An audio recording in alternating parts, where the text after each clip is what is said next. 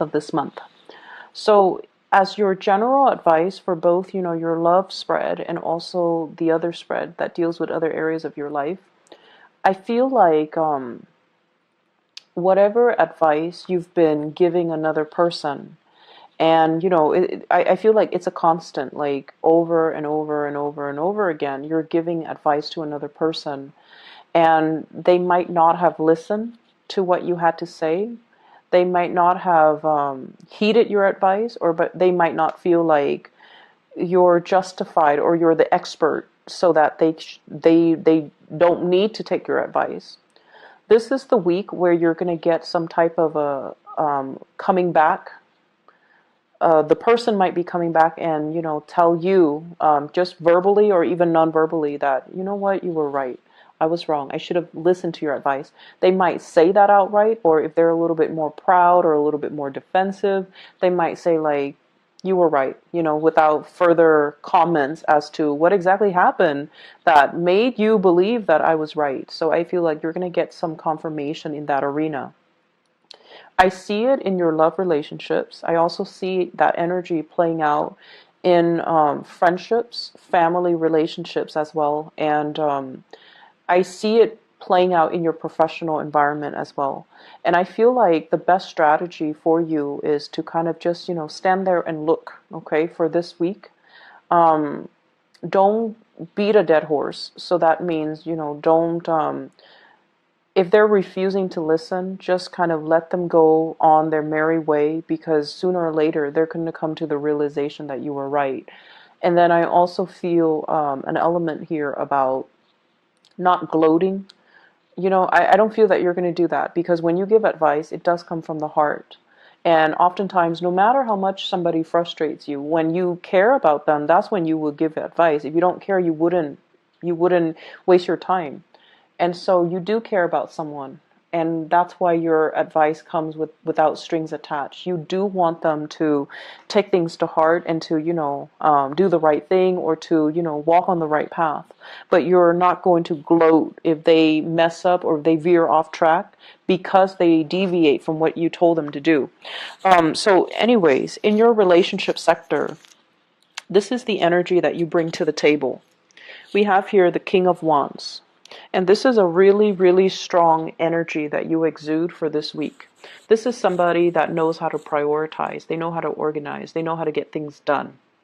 And this shows a lot of leadership capability. So I feel like for many of you, you have really established yourself as a major player in your relationships, in your life, in your work environment, in your friendship circle. You're somebody that leads other people. You've been there, you've done that. And I feel like from the sheer amount of experience that you have gathered through your lifetime, you know where you stand. You know how to lead people. You know how to navigate situations and circumstances based on your real life experiences. And when I see this king, he has a shield. He has a sword, and he's got that little rod there. But what it means is it's somebody that is not afraid to get their hands dirty. They don't call themselves a leader, and, when the going gets rough, they run away from battle. They're there in the trenches with the people that they lead to fight, to the end. And so they don't run away from battles. They're very courageous, and they themselves, they have a sense of loyalty to the people that they lead. So whatever values or whatever, life path that you live by, whatever you live by, you die by. So it's like you're not going to give somebody advice that you don't yourself believe in. So I feel like there is no pretenses here. There's no hypocrisy, and people sense that about you. And I feel like because of that, you're in a really good position to kind of like to be a very good relationship partner, because other people believe that no matter what, whatever you say is what you stand by. So there's no mixed messages. There's no like, I like you, but I don't like you today. Like, there are no mixed signals. There are no mixed messages that you're sending. You're very clear about your expectations in relationships, and you're very clear about what you are demanding or asking of another person. I usually think of this as somebody who has children, somebody who's like, who might be in a relationship with children, but I also feel with this card, it's someone who's single, okay? So you might be a single parent, a single mother, a single father, with children. You might have, exes that you've had children with. You might have been married to them at one point or just, in a relationship with them. But this is somebody that has children, and if not, then this is somebody that's single. So for many of you, the energy is you are very single for this week, and I feel like that's what I'm tapping into. The partner you're dealing with is somebody who's a little bit more wishy-washy. So their energy is prayer will make it all better. Let's not go out and get our hands dirty. Let's just sit in one place and pray. Pray for things to get better. Pray for improvement. Pray for opportunities. And I feel like your energy is in opposition to what your partner is dealing with here with the Judgment card. And I feel like, you don't mind getting your hands dirty. You do what needs to be done because it needs to be done. And you don't wait around for opportunities. You go and grab opportunities, or you go and scavenge and find opportunities. And I feel like in the love department, you take initiative and you're very clear about dictating, hey, this is what I'm looking for in a relationship partner. This is what I really want. And whereas the other person is a little bit more like, let's wait on things. Let's wait around. Let's wait for another day. Let's wait for the right time. Let's wait for the right circumstances. I feel like they're very, very unclear about what they want. They might even believe in, divine timing, and they might even believe in like things would just magically. It's not very practical or pragmatic. You feel like their heads are in the clouds, and they're really not manifesting and making things happen for themselves. And yes, the Judgment card is all about contact. There's communication back and forth between you and this person.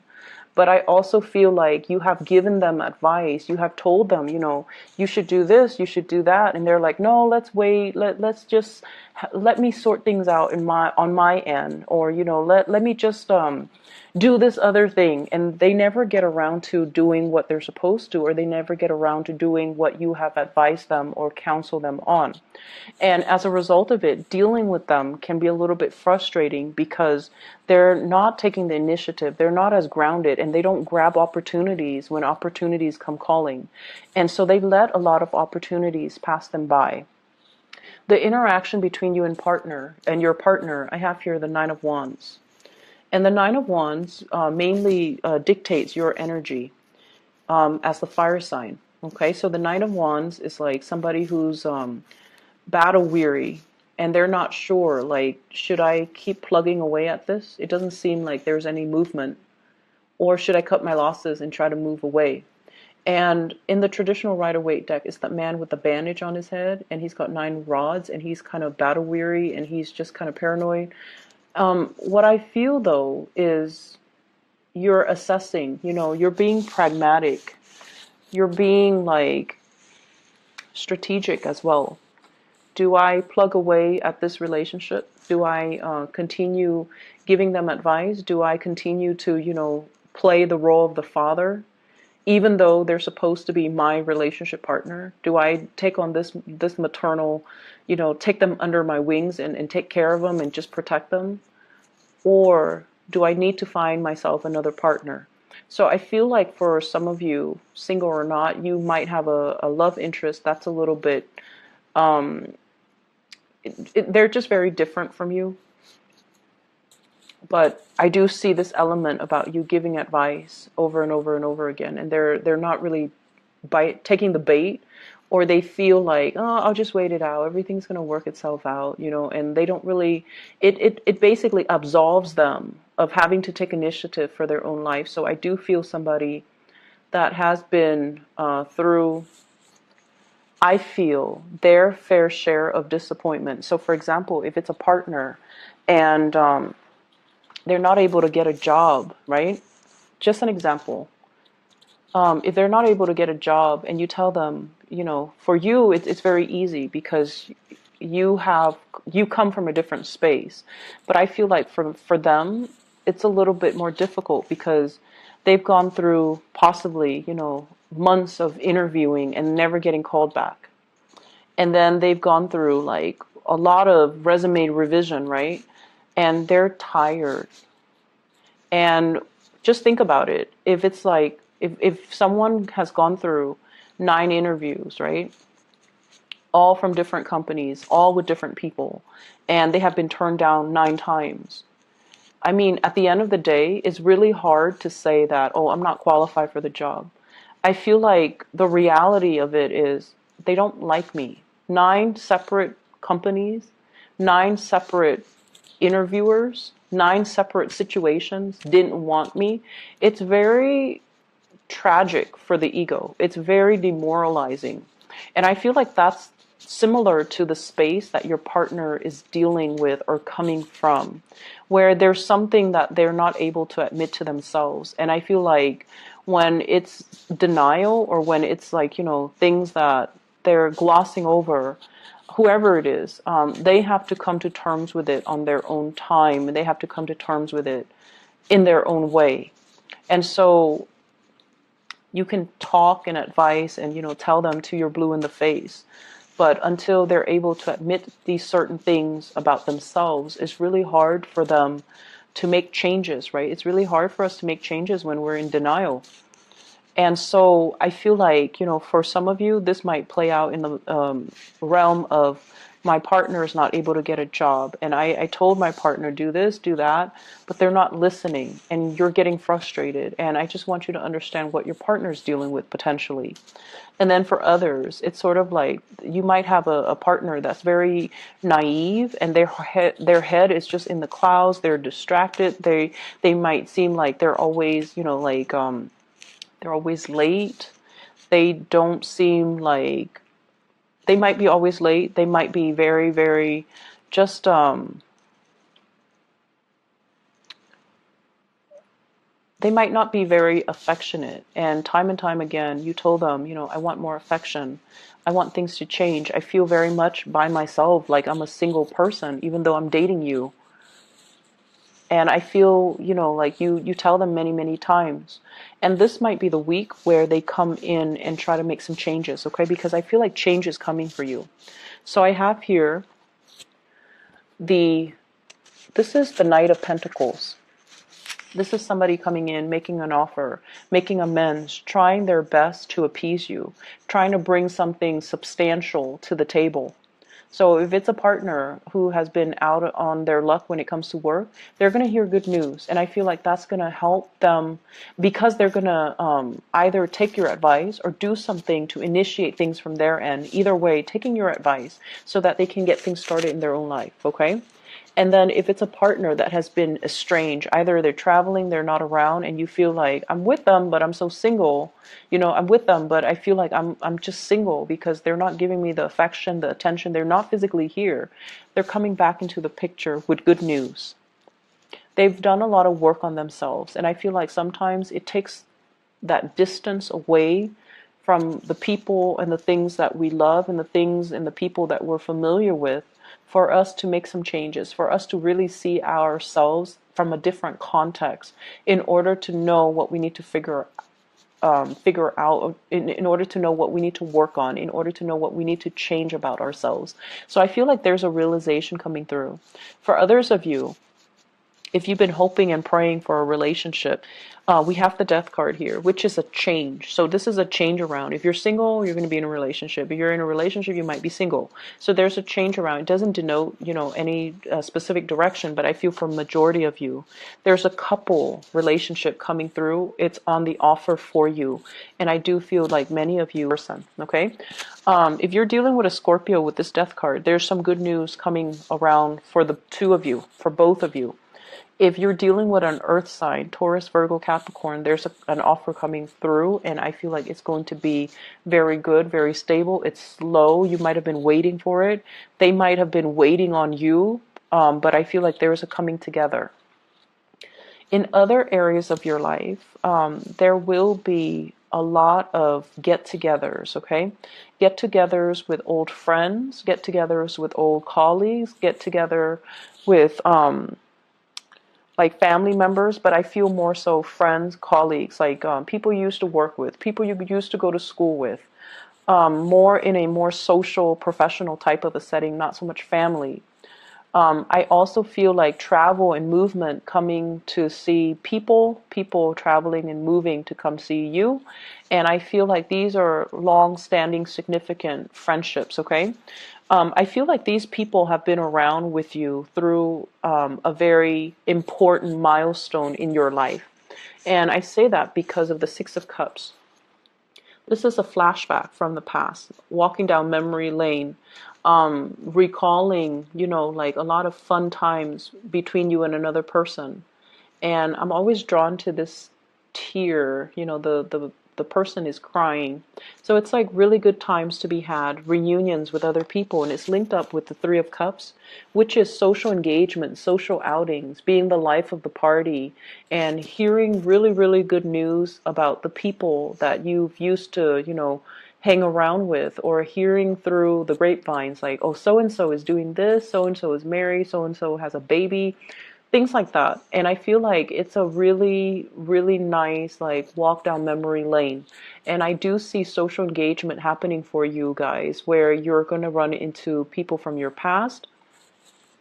All are good people. I don't see like, the past coming back to haunt you. And I feel overall you have so much career and achievements and, just positivity in your financial and professional sector that, sometimes when we don't want to go to high school reunions, or we don't really want to meet up with old friends if we feel like we haven't made it, right? So some of us, and I feel for you guys especially, the fixed signs, you, Scorpio, Taurus, and Aquarius, you want your career to speak for you. You want to be like, hey, the envy of the party. And I feel like if you haven't made it professionally, you're very weary about these reunions. But I feel like right now you're in a good space. You're where you need to be professionally. A lot of doors are opening for you. So you're at a point where you're like, okay, I'll be there. I'll be at this reunion. I want to talk about what I'm doing. I want to talk about these projects I'm handling. I want to talk about all my responsibilities that people entrust me with. Not in the spirit of bragging, but in the spirit of, I'm really proud of the person that I am today. I'm really proud that despite everything that I've been through, that, I made it. And I'm entrusted with a lot of responsibilities. I'm seen as someone who's competent, and I've created a name for myself. So I feel like you're going to be the life of the party, and you're going to be, you're going to have a lot to offer. You're going to have a lot to say, and you're going to have a lot of people admiring you and possibly even envious, but not in a bad way. They're not jealous and vindictive. I feel like they look at your life with envy, and they're going to just be really glad, or just to be very happy for you, okay? So there's a lot of travel and movement that's coming in with this Eight of Wands too, and this is like uh, travel by air, travel over waterways, so across the continental US to another state. And I also feel like work travel, work demands and things like that, possibly even traveling with another partner and having the means to do recreational travel for leisure rather than just business. So I feel like if you're not even traveling this week, it's going to be played out into the picture. I'm seeing you possibly living in a colder climate, going to somewhere that's a little bit warmer. And I also feel like overnight, like a red eye type of a plane ticket, where you might be as well move, like going to another country where you have to, sleep overnight on a plane. So I do see those elements coming through. And I also feel like, if you're connecting with people from your past, you have a lot to say, and you have a lot of wisdom and advice, possibly in the career front, that you can give them. And I feel like you need to give them these advice because they're going to be thankful for it. Okay. I wish you the best, Leos. Take care of yourself. I'll be back next week. Okay. Bye bye.